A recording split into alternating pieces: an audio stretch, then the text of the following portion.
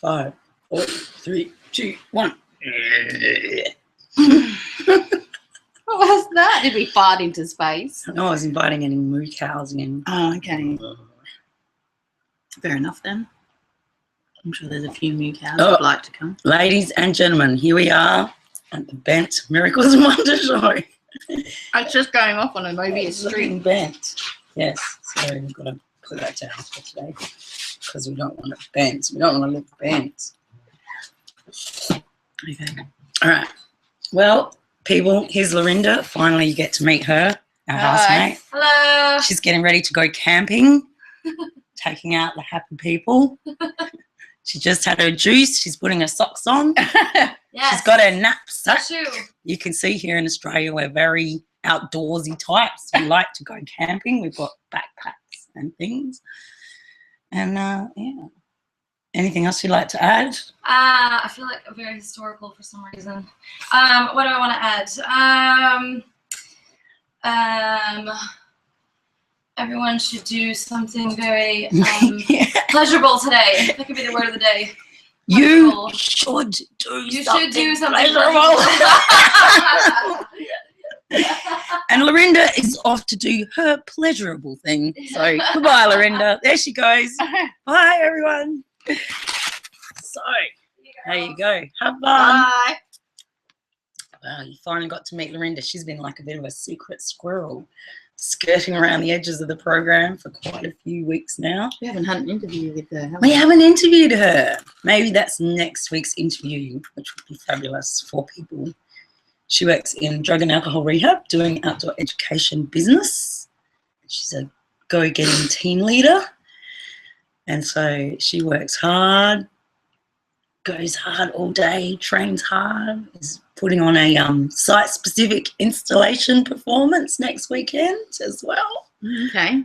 She's doing some free online site-specific installation course, which looks fantastic, actually, if you're into creating performances in the great outdoors. Well, that was our guest for today. And many other things. We may get a guest and many other things. She does silks. Yeah, she's a circus performer. She's doing a circus performance also next week. And that's how I met her, at circus training. And she's inspired to amalgamate all of those things together and run a group movement therapy thing. And to create a hub, a space of community evolution. Evolution. Well, you know, a place that I don't know, what does that mean? Changes people. What's community evolution? I guess it is just finding out how we could be living differently that would work better for all involved. Okay. Planet, people, animals, all of the above, environment. You know, I called it community evolution, she didn't. But it is that sense of going, where are we? You know, where's our next step to do things differently? But you mean like actually an on the ground? Yeah, actually taking space. Control of a already existing kind of community centre. Not taking control of it, but, you know, yeah, taking control of it and bringing programs in different ways, bringing people in different ways and engaging with the space in different ways.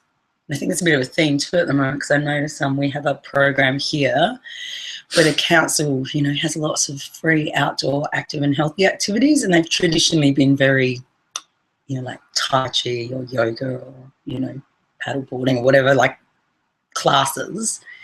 But this summer they've brought these nature play people on, and a lot more of it is free play in the environment, you know, sandcastle building and tree climbing and how to make a cubby house. And so it's much more about, you know, engaging the environment in a different way, much more freely, really. So yeah, it feels like there's a bit of a theme around how are we going to keep engaging our environment. And even I notice there's a lot of people at the moment whose work situations feel like they're changing. Like they feel like they're being forced into a new relationship, I guess, with the way they work. You know, a lot of people who are used to just, you know, knowing what's coming up and knowing what's happening are kind of being thrown into a situation where they don't actually feel so certain about their work situations. And so they are having to think outside the box for themselves. It's not just like, oh yeah, and next month I'll have the same job and I'll go, I'll get on the bus or I'll go on the freeway and I'll go to work in the manner that I always have. Yeah. Because like there's a lot of experimentation going on about how we engage our environment, or how, you know, and even that movie we watched the other night, Her, which is a cracker, you know, it's about a guy ending up having a relationship with an operating system on his computer. You know, that's another See, I didn't see it was funny, but you had a different take. Like but I think just, you know, everyone is going to see different things when they watch the same movie. Everyone's going to see. Oh, I don't mean it's funny, cracker. I just mean it's a cracker in the sense that, yes, our relationships with things are very different to what our relationships with things used to be. You know, you used to have a big black phone that sat on the dining room table and, you know, once a week or twice a week someone might pick it up, you know, but now it's like you've got that thing in your hand all day. 24/7, it goes with you everywhere, and at the drop of a hat you are asked to engage it. You know, whether it's to get messages and to look something up or to find out what the time is or find out how to get somewhere, or except if you don't. Yeah, but that's on the planet, that's a minority. There's more phones than people. Yeah, but I don't even take mine with me. I'm lucky if I know that it rings. I certainly don't use it to get anywhere. I don't get any Facebook. Yeah, check Facebook about once a month. But you use Google Plus. I mean, you know, we make a show. We make a show, so you want other people to engage. Do you know what I mean? Like we're all having a relationship with it somehow. Even like my mum, who goes, "Oh, you know, I can't do it. I don't know what I'm doing here." She still has a relationship with it. She's not forced to, but you know, she wants to. She wants to try and work out how to interact. Like ATMs. With it. Yeah. But I think also the thing about Her is the operating system is sentient. So actually, when they say she's not a person, she does actually qualify. She would actually qualify for personhood, as long as she's sentient. Yeah, so Mel's not talking about my mum. She's talking about the character in the movie where the operating system has a personality. I don't know if you know now, like some of the iPhones have got the Siri where you can talk to it. Yeah, but it's not. But in this case, not sentient. This is in the future where those operating systems actually have developed their own. Siri is a program on an operating system. Yes. Yeah, but those kind of programs have developed their own artificial intelligence. They haven't developed their own. They are able to expand on their own intelligence. You know, they have a kind of it has a sense that it has a personhood, as you say. It's an operating system, so it's more than just a program. And she is sentient, so she would qualify for personhood. So it's not having a relationship with a device. You are having a relationship with a sentient being. It just happens to be interfaced with a computer, which is not quite the same as saying I talk to Siri. But it is where that kind of technology is heading. I mean, that's the same. That other Transcendence movie was about a similar story, except it wasn't as benign. I mean, even though it was love lost in Her, the story for Transcendence was more about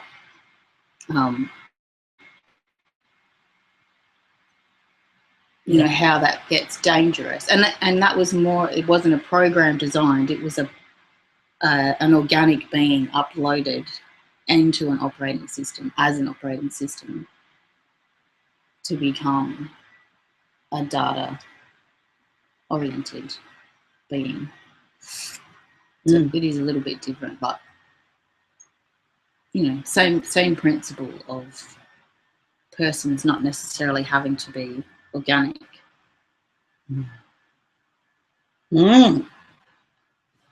And so here we are talking about relationships. Yeah, but I think it's also, you know, because there was a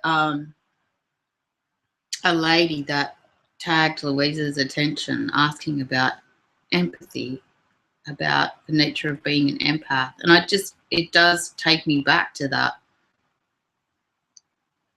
operating system and its sense of being able to be connected to so many things. You know, like as an operating system, it was in his mail and in his Yeah, photos. And it could be communicating with, like it could be on Facebook chatting with different people at the same time. It could be doing a whole range of, computer type tasks.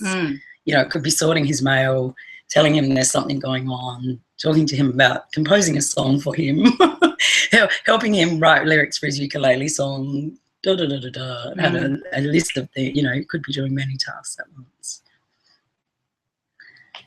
And so one of the questions that the Alyssa was her name brought up on one of the intuitive other pages of intuits and empaths and stuff was about empathy and empaths, how to you minimize your empathy, I think was kind of is that how you interpreted the question? How to control empathy if you're an empath. Well, I guess how to control the information that you are receiving, how to control when and to what intensity. But then, I don't know, maybe that's not what she meant. I don't really... Well, we also set the show up to talk about extreme responses. And tell me about that. Well... What did we say? Well, I was just saying, what I was saying was, do you feel like you need an extreme response to your extreme response? Oh, okay. And even in a lot of the situations I've been feeling lately, where I've been feeling a depth of feelings that I cannot put a wall up between, I can't stop myself feeling the intensity of it is one thing, and I don't want to. I go, I must be feeling this for a reason. So I go, I want to feel this too. It's, I'm not going to stop myself feeling this because there must be a reason why I'm feeling it. But then the other thing is going, well, some of this is not mine.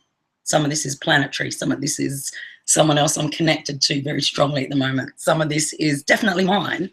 And all of it is related. All of it is part of my story. And that was the next thing that I wrote up. And when I was saying, do you feel like you need an extreme response to your extreme response? I've had one person who's got herself put in I don't know what you call it, but, somewhere where she can go and have respite and be treated like a mental health patient.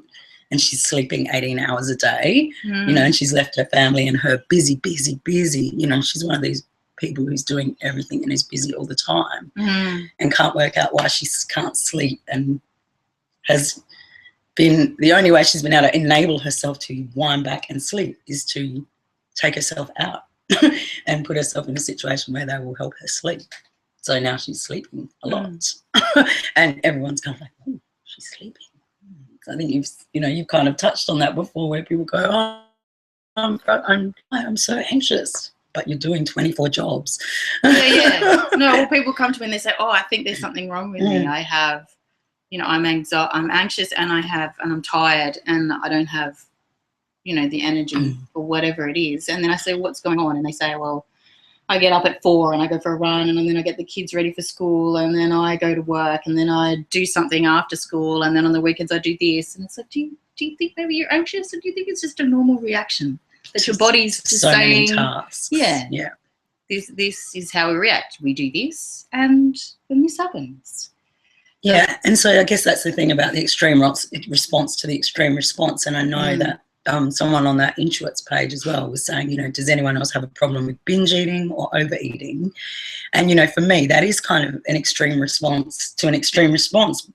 More than likely, I know for me, when I get those extreme emotions, sometimes I'll bounce back by drinking 5,000 cups of coffee, or I'll bounce back by overeating chocolate, or I'll bounce back.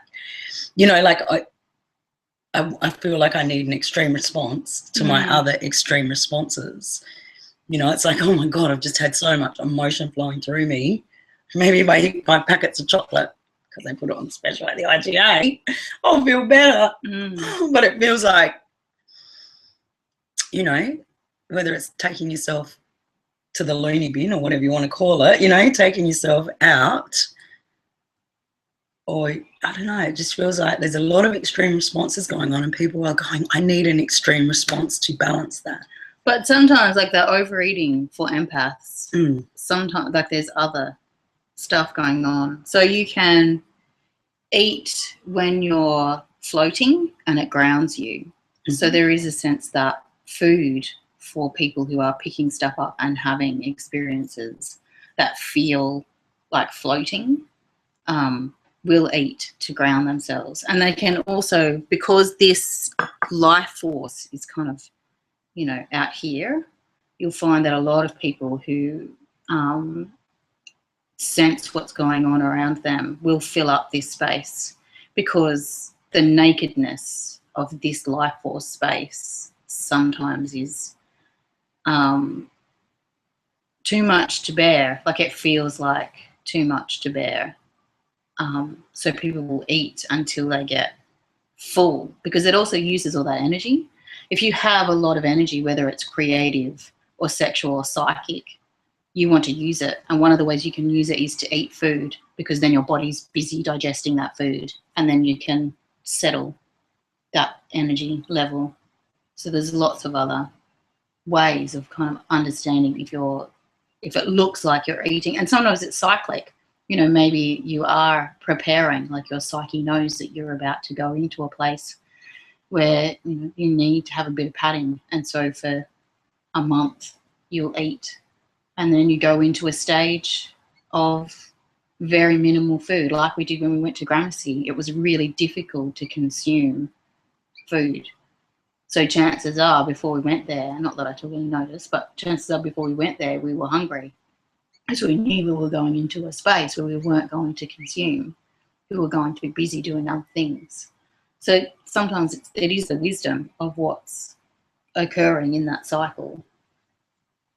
That's what I love about Malinsky. She always thinks of the other reasons. Even the other day in the car, I was screaming my head off about something, about, you know, having extreme responses, going, I don't want to have any extreme responses anymore.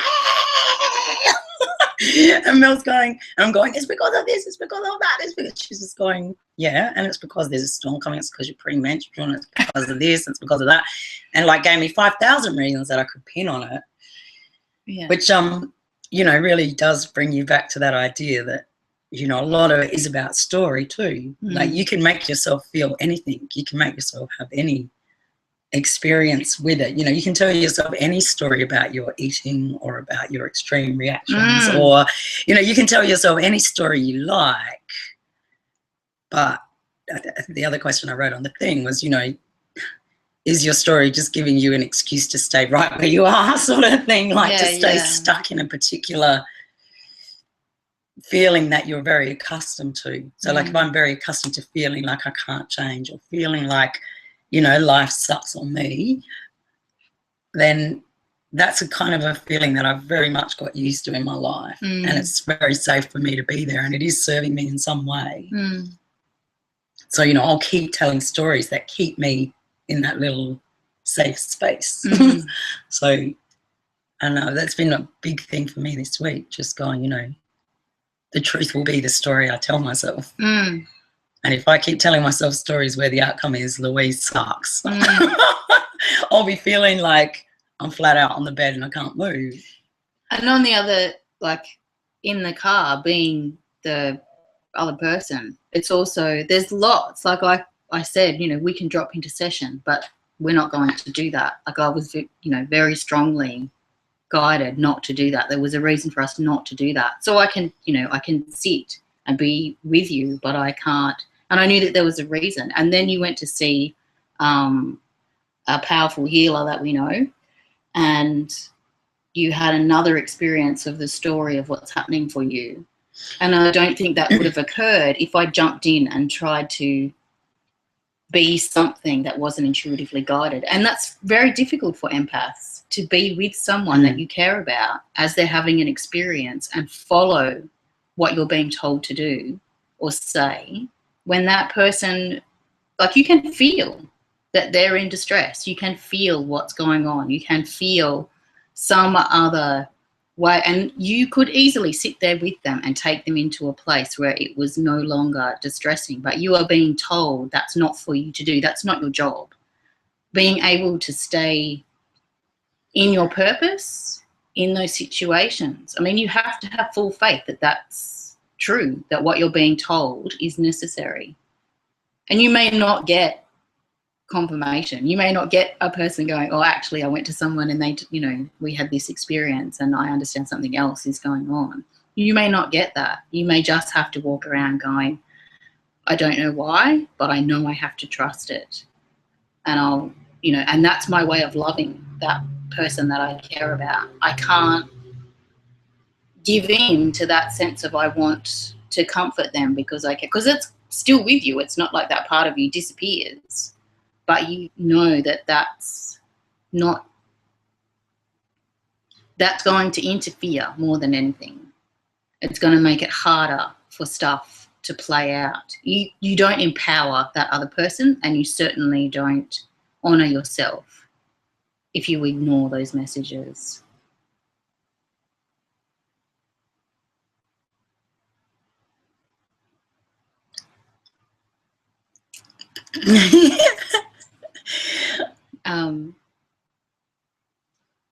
So in that sense, you know, it is figuring out what it would be like to tell those stories differently. Well, because, yeah, what story are you telling that gives you an excuse to be right where you are? I mean, the same as if you're with people and it feels like they need something from you, but your intuition says don't.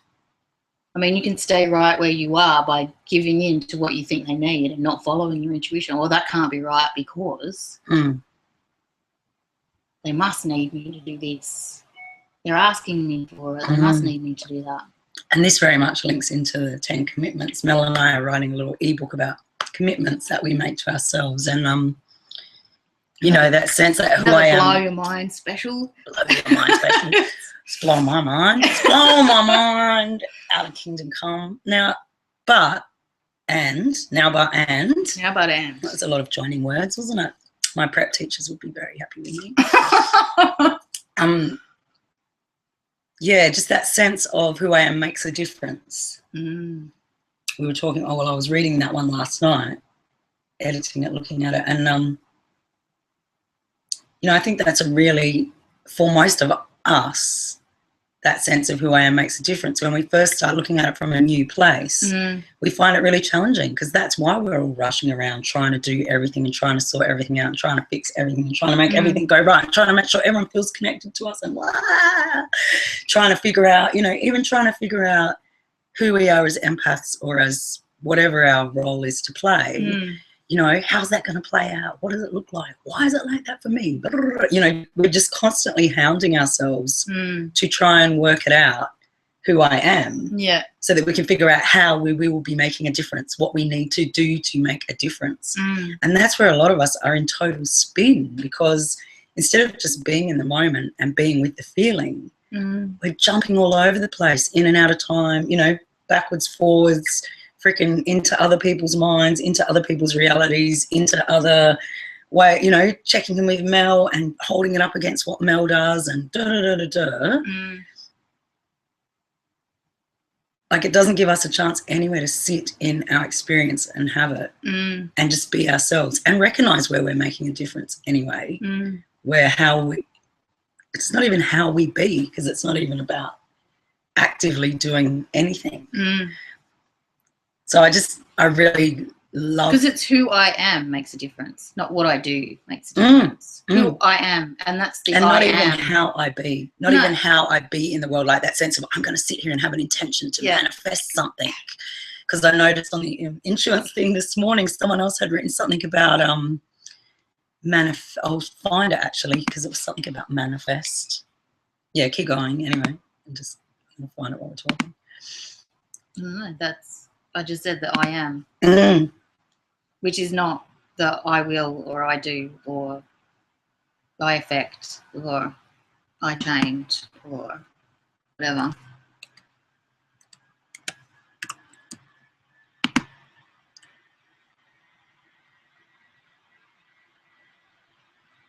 Because someone else has written on the website, manifest. Does anyone know what this means or how it works? And I'm just thinking too, because I was reading, you know, listening to Matrix energetic stuff on the weekend and listening to Richard Bartlett talk. And, you know, his version of how to create a miracle is very much outside of that, we're going to go in and we're going to manifest it. It's not like yeah, it's not like go in and manifest it at all. It's leave the possibilities of the universe open to show it, to, you know, shower you with magic. Yeah. And you just kind of sit back and do less and less. And the less you do, the less you will interfere and make a mess of it. Because it's like the same thing that we say, it's sitting in the energy of the question, not looking for an answer. Asking the question and looking for an answer are two different things. They are not the same thing. If you are asking a question because you're looking for an answer, then you're not asking a question. You're looking for an answer. Can I just get Mel to say that again, and I'll concentrate? I'm just saying, we've got a lovely friend who might be able to log in with us as a guest. But I'm just sending her a quick message, and then I'm going to get Mel to reinforce that for me, and for you. Fabulous. Go back to the original screen where I can see my happy face when I hear it one more time. Right. Here we are on Google Land. There we are. Right, we're back. And I sent all our messages and we thought about manifesting. And Mel says, sitting in the energy of the question is not the same as looking for an answer. If you're looking for an answer, then that's what you're doing. If you're asking a question, then you're asking a question. And you sit in the energy of the question. And it creates an energetic that you sit in. There may be no answer. The question is an experience in itself. And I mean, the whole thing of the matrix energetic stuff, where he goes, you have to occupy your left brain to do that. Because your left brain wants to do something. It wants to find the answer. It wants to jump off and do something for somebody. So somewhere you need to occupy that part of your brain, or somehow drop yourself into your right brain, and that may come into your mind as something totally ridiculous. But he's like, go with it. You know, if Daffy Duck comes in and says, we're going for a walk, you go for a walk with Daffy Duck, because that is kind of dropping you out of the brain to find the answer that wants to sort this out, sort this problem out. Yes. See, but if you believe in left and right, male and female, up and down, if you don't believe in those things, then you don't need to worry about it. But if you believe in those things, then you definitely need to play games with it. You definitely need to give it something to do. And so then, as an empath who's having problems with empathy, controlling their own empathy, what kind of games can people play? Because it feels like many people need to play games. They are stuck in duality. They are stuck seeing things, their own actions as right and wrong. They are, you know, they're still in paradigms where they're trying to find the right way to do something. You know, even being an empath, as much as being an empath is like, I'm just going to go with the feeling. You know, a lot of us are going, oh my God, I think I'm empathic. I've got to figure out how it works, and I've got to do it well so that I don't hurt anyone else with it. And I've got to have the biggest impact I can have with it. And, you know, so when we're still in those paradigms of, you know, I can get this wrong and there's a bad way to do it and there's a good way to do it. What are the games we can play with ourselves? I think it will depend on how you're configured. Like, empathy is not a standard diagnosis. You can't give the same exercises to everyone. There's different configurations of empathy. That's why we have life. Yeah, but I can't, like, I was born with a configuration that it's not possible for me to block anything out. Whatever comes in, and all I have to do is figure out how to dance. There's no way for me to put up filtering systems. Do you think though somewhere, like, but other people can. Yeah, like, no, there are ways, there are things that you can do. So some people can. But also when you say that, it's unique to you as well. Like, you can't tune Cam in. No, I can't choose. And at school you were overwhelmed by things. I can't choose. So at different times in your life it's been different, or is it not different in your life? But you know what I'm saying? Because I know you've talked about when we were at school. Yeah, when you're at school you couldn't be around people because it was overwhelming. Oh, in the past? Yeah. Not at our schools. No. In the past. So like, is that a skill you developed possibly, or is that something that was, do you know what I mean? Like, because I've been thinking at the moment, I've been in a relationship and I just could not find a barrier between me and them. I felt like I was feeling everything for everyone.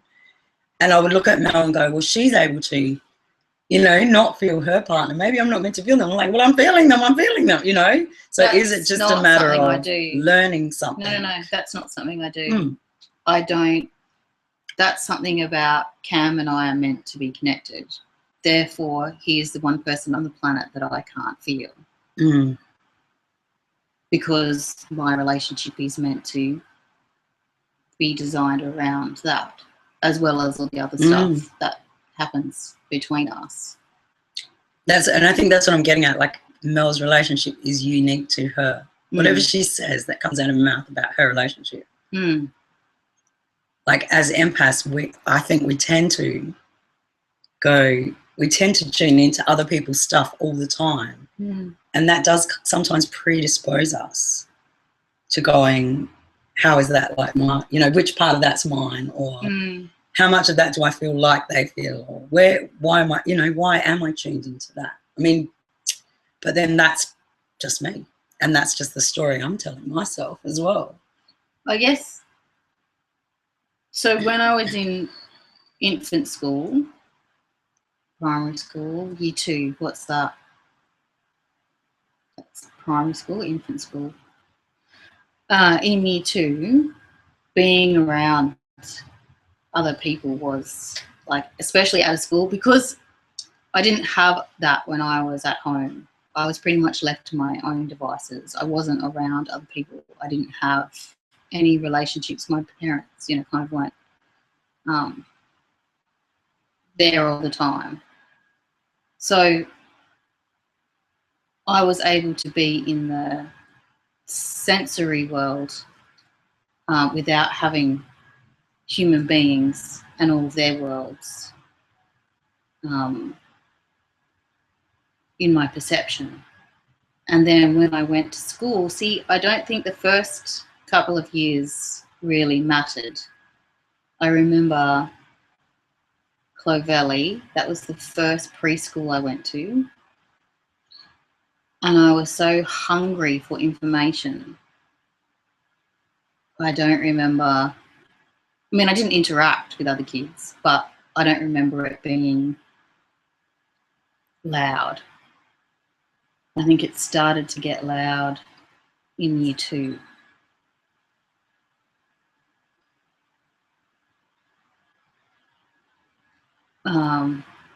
And it was because I was just interested in learning.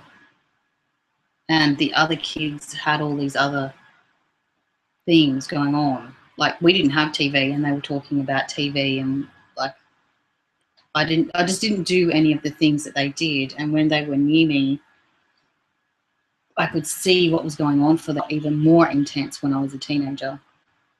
So there's probably different stages for different people where it gets more and more sensitive, you know, or that it changes.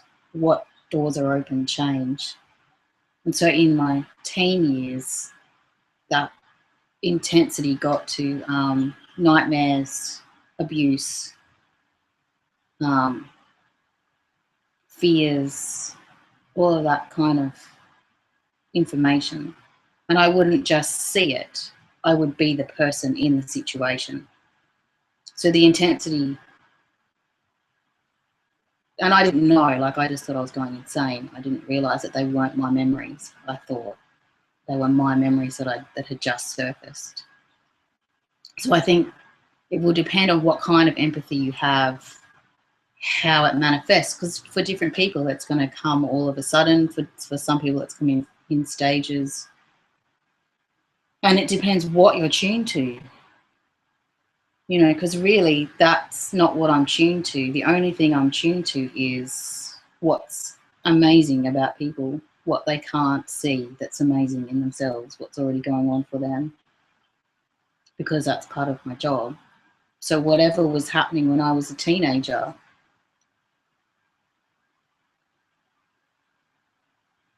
you know, was some phase of that.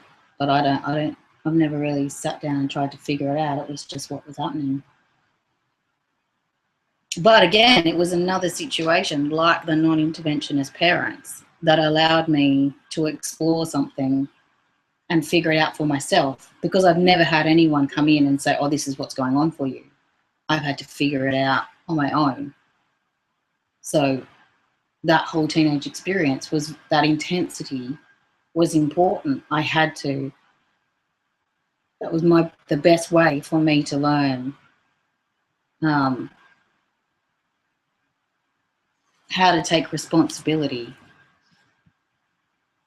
you know, how to understand what was happening as something that's not something going wrong, but something that I was tuned to. And I think it was also part of my pact, because I wanted to be able to experience everything.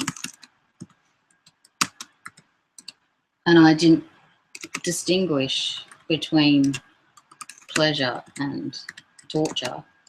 I wanted to be able to have all of the experiences. How could I know what it was like to be punched in the face if I didn't get punched in the face? How would I know what it would be like to get run over if I didn't get run over? How would I know what it would be like? And for me, it wasn't a sense of, let's divide them into camps of desirable and undesirable. For me, it was, that's an experience I can't fathom. I don't know how to imagine. I can't like, I don't have a sense of something unless I've stepped into it. I don't have that ability to just go, oh, it'd probably be like that, and make up a story about what would happen next. I don't have any concept of that unless I've done it. So that whole teenage thing was probably part of the pact, saying I want to know what it feels like, and not discriminating, just saying they're all unique experiences. But there are, you know, like in that investigation, there were people who said, you know, books or whatever that said, oh, if you put a bubble around you, or if you consecrate water, or if you use crystals, or if you ground yourself with particular rituals, or if you seek talismans, runes, because we've got gypsy and witches and whatever in our blood, there's probably all of that stuff came up because it's specific to me. So it's going to be specific to you, whatever filters you think you need. But I would be reluctant to encourage you to filter, because I think it is more about how can you have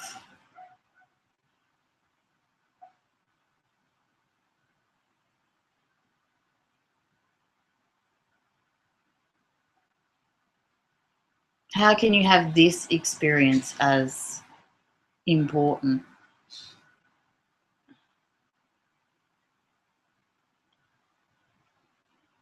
It's not as a lesson for later, like not as a, oh, once I've been through it, that's it, I'm strong now, I've got my medallion of torture. I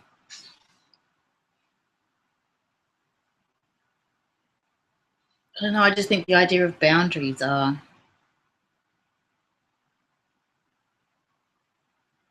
it's like it's not the heart of the story. Somewhere it feels like you're getting the cheap version. If there's a sense of boundaries and protection, you're getting the cheap version of what's going on. Because underneath all of that, you're not connected, there is no line. So how can you tune to a configuration of who you are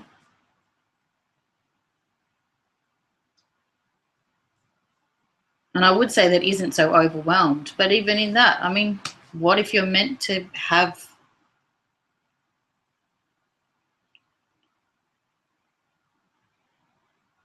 an experience of something that's beyond your imagination? Of course, that's going to overwhelm you.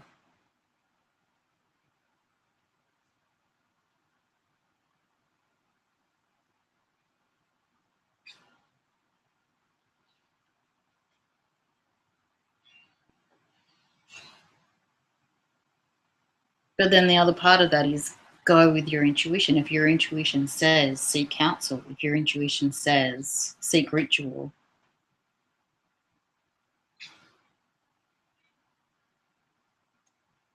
then it doesn't matter what the books tell you. It doesn't matter what other experts have to say, because your configuration of empathy is going to be unique to you.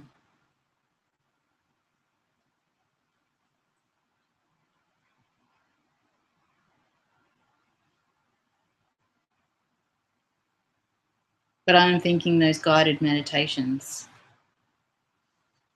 for people who are incredibly sensitive. Well, I think it is to be that sense of whatever it takes for you to drop in. You know, and you can call it your soul coming back into your body. You can call it grounding with the earth. You can call it connecting to God. I don't know. You can call it whatever you like. Yeah. But somewhere that coming back to yourself, like it's coming back to you. You know, like even if it does feel like the little you, the innocent you, the one that's unharmed, whatever, you know, coming back to finding that you are them and you can hold them and you can walk your life loving them and caring for them. You know, I know last night I was doing some work on the computer and I just went, oh, this is ridiculous. I'm not winding myself in circles.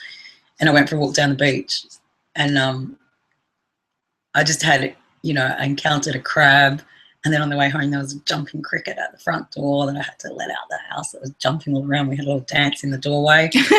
And then I remembered that I saw this fabulous eel at the waterhole on Saturday and I was going to look up the medicine, the animal medicine for it. And I looked up the medicine for all three of those animals. I was just like, yes. You know, like, not that I set out to seek counsel, but the universe gave me counsel anyway. You know, like it felt like, here's what you need. Yeah. Have a dance with a cricket. That's right. You may be feeling lonely, but this cricket will pick you up. And then you can look it up on the internet and find out that it's good medicine. That happened in the car the other day, Cam and I said, I don't want to go home yet. Can we go and sit at the beach in the car? And we went and sat at the beach in the car. And all these seagulls kept swooping down. And I just went, okay, this is not just random, because there's lots of other people around and they're not serving on anyone else. And I just said, okay, so what does that mean? And they went, Jonathan Livingston Seagull. And I went, oh, okay, I need to go and find the publishers of Jonathan Livingston Seagull. And so I went and found them, and they have this thing called Manuscript Monday. So you can submit your manuscript on the first Monday of every month, and they're here in Australia. And I was like, okay, there we go. There's and it's not that that's going to be the next step, like, you know, like that idea of being attached to, right, that's it, the whole picture is clear now, and we're going to go in that direction. It's just do that. Just do that, and whatever happens, happens. So just do that. And it's, I was going to say, we just got a message. Oh, that's right. We'll save that for the end because she's fabulous. She's going to be our closing salve on the wounds that we've opened up now. Okay, cool. Yes, and that reminds me two things. One thing is that very sense of the bumblebee. You know, it's going off to get honey, la, la, la, la, la, and it thinks that's what it's doing, but it's actually pollinating all the flowers, so there's more flowers for honey to come from, which is very exciting for everyone, especially the flowers. And the other thing is Alyssa, the beautiful woman who we spoke to yesterday, or I sent a poem to yesterday. I sent her a poem and she was just like, oh, she just received it so beautifully.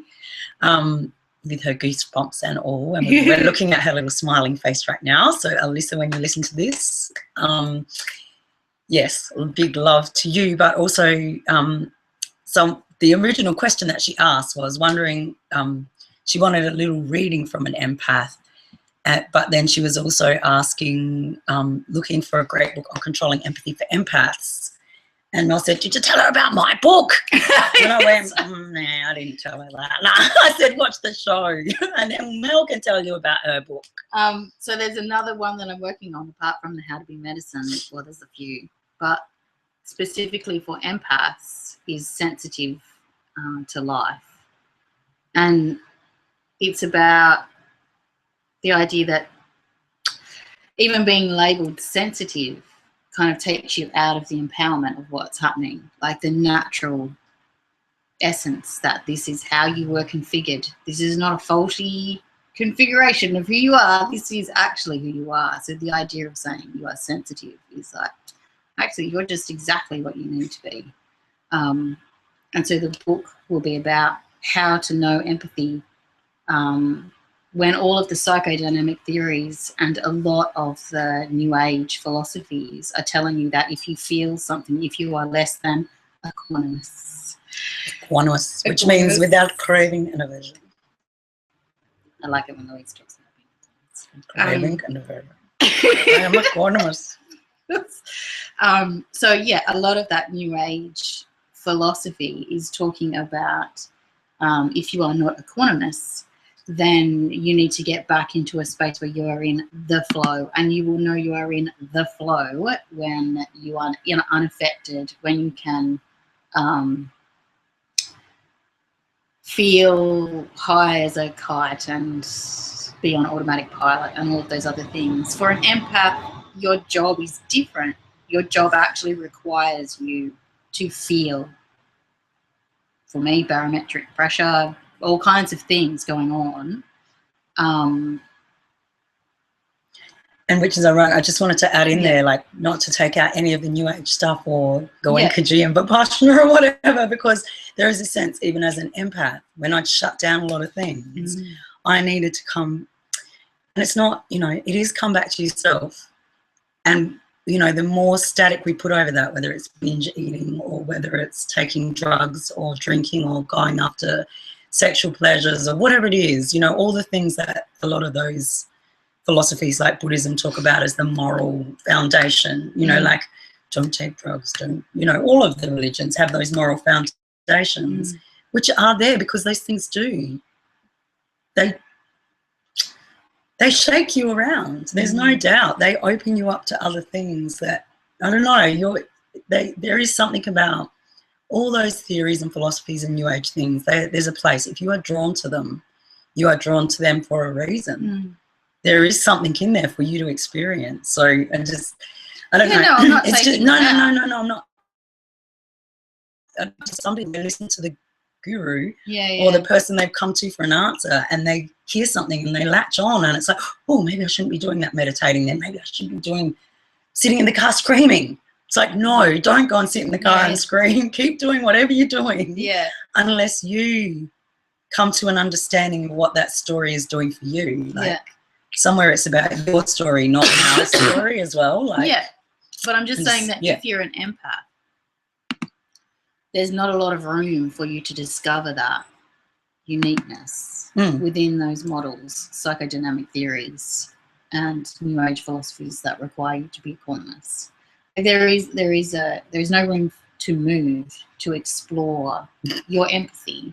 So there's another way that you can. I mean, there's always an exception to the rule. Like you say, don't take drugs. Well, what about Native American Indians? Like what? Like there is. No, I'm not saying you shouldn't do that either. I'm just saying there's an exception. I know to every rule. You know, but I just keep getting this cartoon of, I am balanced, I'm centered, I'm feeling everything. Smash your head against the dashboard. I am fine. Go to the fridge, eat a block of chocolate. I am fine. I'm going to be equanimous. Everything's going to be, I'm going to sit still now. I'm going to be all right. I'm going to be different to what I am. Like, there's just this sense of anywhere where we're trying to be different from what we are, anywhere where we're trying to push away the experience we're having and get another experience. You know, even if it is, you know, looking to some Guruji in the book or in the workshop or on the internet and going, what are they telling me is right? And what am I doing that's wrong? Like, it still feels like, I don't know, it feels like that energy field of getting it right is big for so many of us, So is that the throw the baby out with the bathwater stuff? Yeah, it's throw the baby out with the bathwater. It's throw the story out. You know, like it's throw the story out before you've even honoured the story. Yeah. It's, I don't know, it just. Well, that's definitely something that we address in all of our work, is that no matter what you've done or chosen or believed, even if you decide that you want a different experience, whatever the original experience, belief, whatever was, it was perfect. Mm. You know, it served you perfectly. It's not that you got it wrong and you need to change it. There's no upgrade. And that's interesting because we've been working on the cover for our ebook, and you know, we were looking for someone to do it, and I was running around doing circus stuff and going, why am I doing circus stuff again? And I met these fabulous Venezuelans, and then one day I was in the car going to a circus show with one of them, and I suddenly went, you're a graphic designer. I was like, oh, maybe you're supposed to do it. Anyway, then they did it, and we were like, you know, kind of it came back and we're like, well, that wasn't exactly what we wanted. Yeah. But also then in the reconfiguring of what they'd done yesterday, I think what happened for me yesterday was something, we swapped around some of the words and stuff, and then to see chaos as love ended up feeling like it was very emphasized in the poster for me, which it wasn't before. It was in there, but it was kind of somewhere in amongst it. But yesterday, that was like the bit that was like, see chaos as love, you know, like that is, I don't know, for me that was something yesterday that I just went, oh, yeah. And that's sort of been kind of all the screaming in the car, all the yelling at Mel on the show, all the being angry at myself for not being able to see what I wanted to see. Yeah.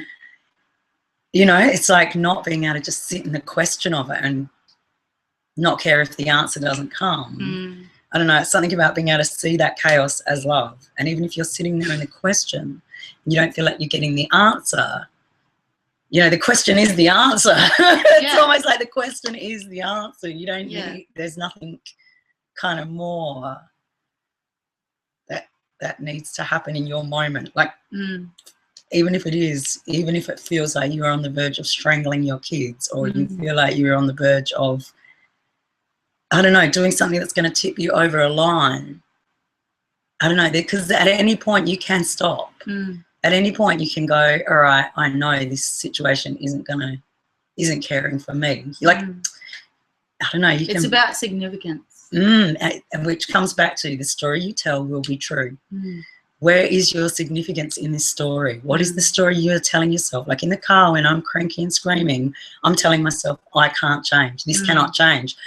I could sit in the car and go, this is changing. Look at it. It's energy. I'm screaming. I'm screaming differently to what I was a minute ago. I'm screaming differently now. You know, I could be telling myself the story that this is energy moving, but I'm telling myself the story, this is energy stuck, and I'm stuck with it, and it's never going to move, and it's mine, and I created it. I don't know how to uncreate it. You know, so the story I've told myself is locking myself into that pain. And it doesn't matter if Mel sits next to me and tells me a story about it that's different, or it doesn't matter who comes in from where and tells me, oh, Louise, you're fabulous, the story's different. I'm just still holding on to my little story going, no, this is the one I got and I can't change it. I don't want to change it yet. I want to keep this one. And well, that's fine too. Isn't that what they say? This is my story and I'm sticking to it. This is my story and I'm sticking to it. Well, my friends, we are getting close to the end of the show. But hang on, I just want to say one more thing, and there's more. This is where we're finishing off, because our lovely friend Rebecca. No, but wait. So when you're in it, that's the storytelling, blah, blah, blah. But afterwards, when you look back on it, it's also important to say, well, that was perfect too. For everyone in the situation. Because I think that's where we get into the loop. I need to do it differently. Even if in the situation we can calm ourselves down or whatever it is you think you need to do, afterwards we tell ourselves the story, oh, well, that, you know, that messes with my relationship with people and I look like this and I felt out of control and blah, blah, blah. We just take ourselves out again in the situation and afterwards. So even if you can't do it in the situation yet, maybe it's the afterwards you can go, okay, I know somehow that was an important situation. I'm not sure how yet, but I'm just going to sit with that.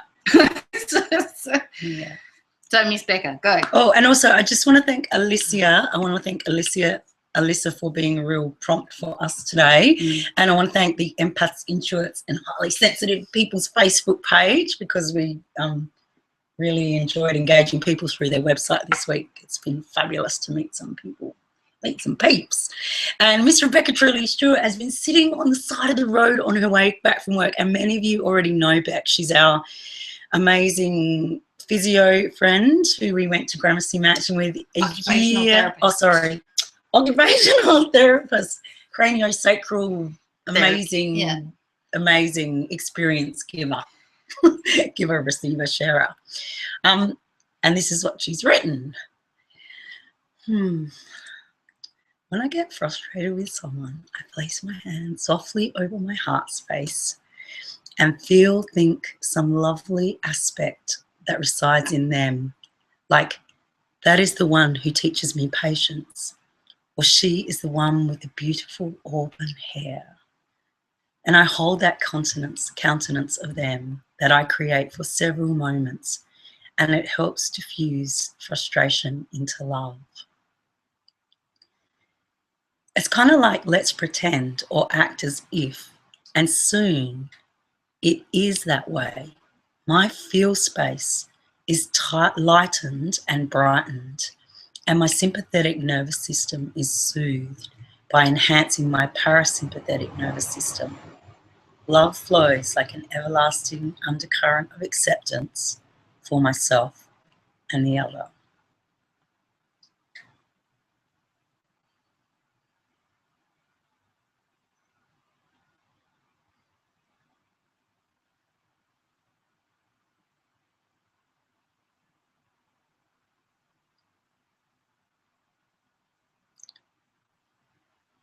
So if you're listening, I'm just going to run the first bit again.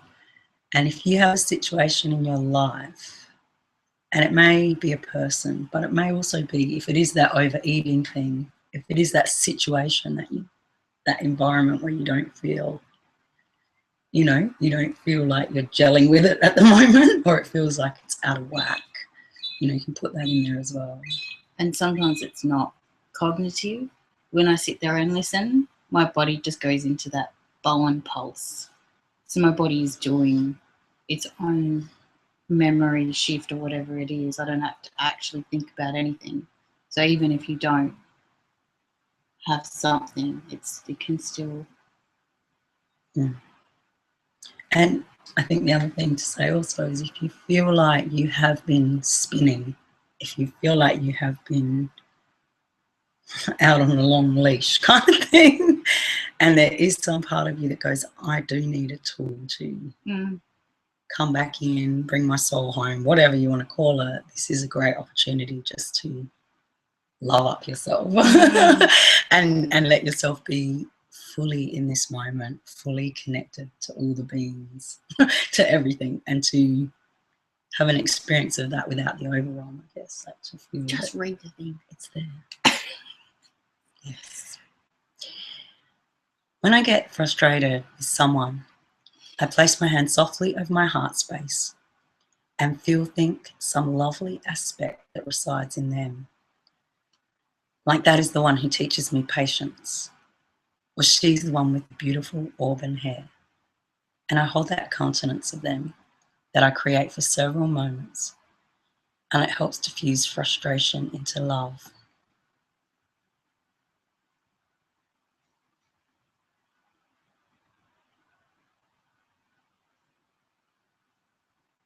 Act as if. Let your feel space be lightened and brightened.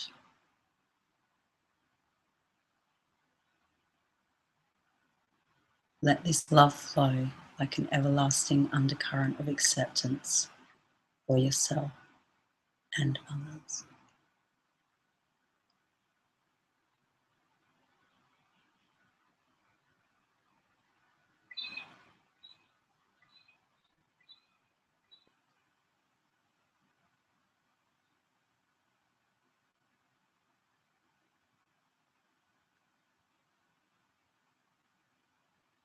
No, it does feel quite automatic. It's automatic. Like you don't need to actually direct it anywhere. You don't need to think about anything in particular. I just wanted to add for the people out there going, what do you mean it's automatic? I'm going fucking nuts now. It made me think of, there's a little song. With my hand on my heart, my teacher dear. This is my brain box of my teacher dear. Brain box of heart. I don't know. I can't remember the words, but just, that sense of being able to, where we put significance on getting out of it or something. It's like, oh, if I put my hand on my heart, I'll get out of it. Oh, shit, I'm still not out of it. I don't know. There's something about being able to laugh your way out of it or lighten your way out of it. And if putting your hand on your heart is not the thing that lightens your way out of it, you know, there definitely is a reason you're in it. Or there is another tool that you are bringing in. Ho'oponopono. Ho'oponopono. If there's someone or a relationship that doesn't make sense, you can try that one. I probably don't say it the way it's meant to be said, but I say, I'm sorry, I love you, please forgive me. And actually, I don't. And some say people it. say thank you as well. Oh, do they? Okay. I knew the, there was another I think one. there's the 4 things. Thank you is one of them as well that they use in the tradition or whatever. Yeah, but I don't say them. I feel them. Mm. So I have the picture of the situation or the whatever is going on, kind of in front of me, but not in the room. So it's not a memory of the past or a picture of the future, but it's not in the room. It's just a little bit of a distance away so that I know that it's there. It's kind of like if I was astral traveling, I would be able to see it. And then I just come back to a picture of me.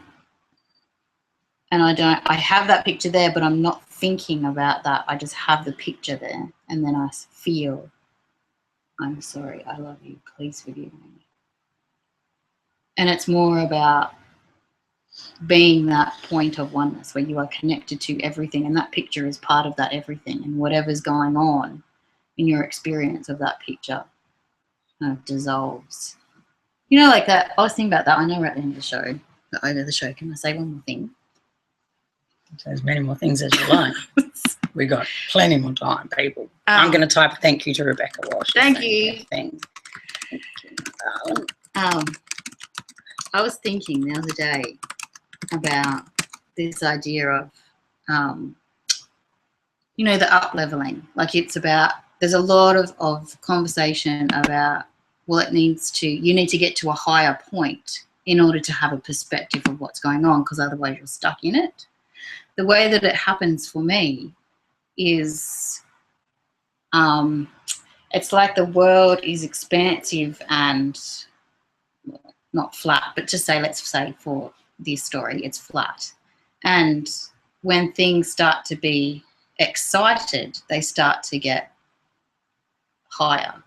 And then if lots of things get excited, they kind of get higher and envelop you.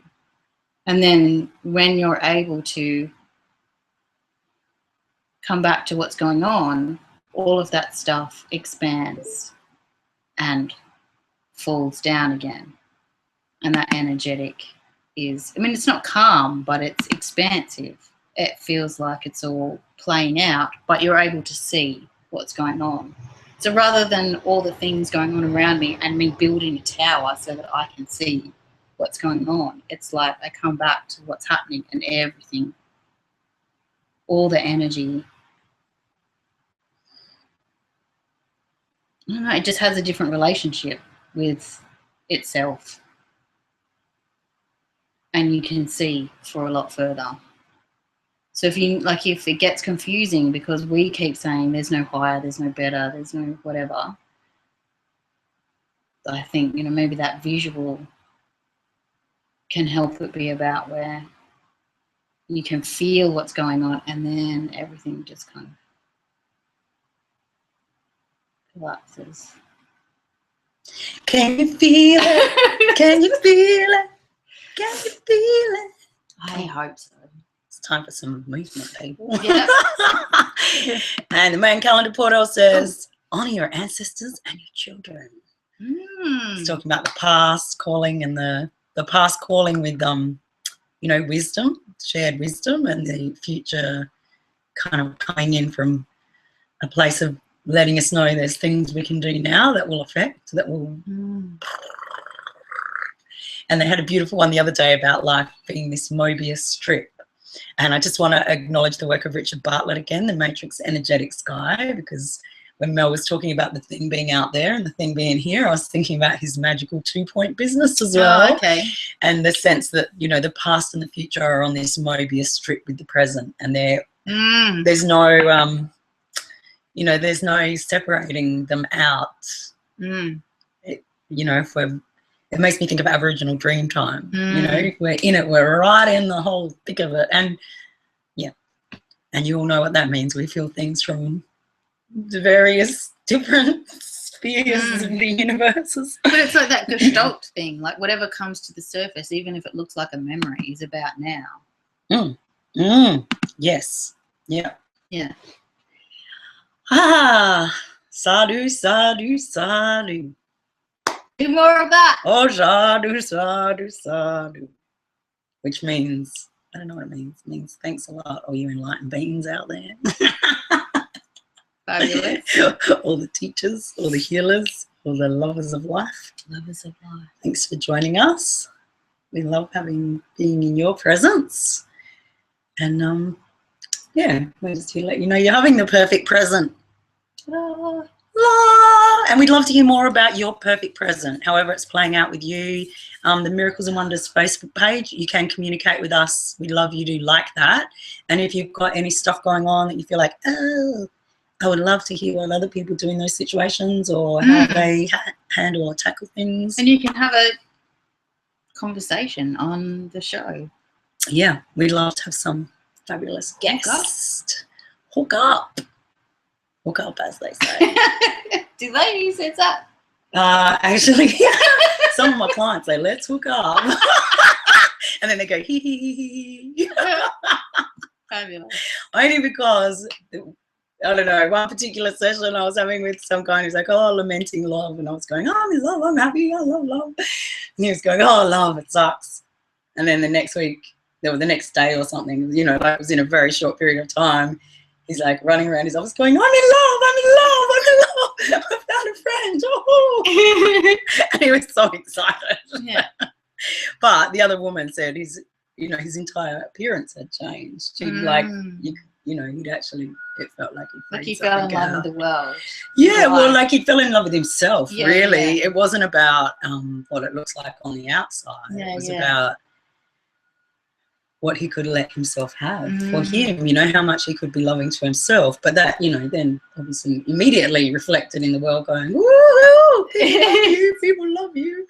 He was very excited for that, you know, and this is a loving man, you know, this is someone who's cared for his mother since he was a boy, and, you know, like, does a job that's full of love for the community and It's interesting how, you know, I don't know if it's, you know, what we have to teach, we have to learn, or, you know, what we project out where we're, I don't know, I often find myself talking to the kids at school saying, and this is how life works. And I go, oh. I know that. Why am I saying it to myself today? It's not for you kids. Thanks anyway for sharing with me.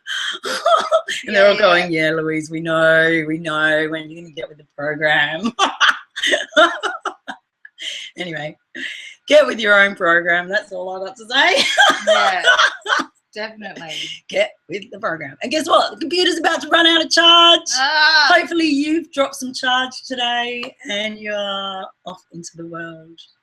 Holding that energetic of the question. Holding that energetic of your own heart song. Oh, look, the angels singing. I'm so excited. All right, have a lovely day. Ciao for now. Over and out. See you next Tuesday. See you next Tuesday. See you next Tuesday. Yes. And if you understand why we think that's funny, you can send us a special message and we'll give you a free session.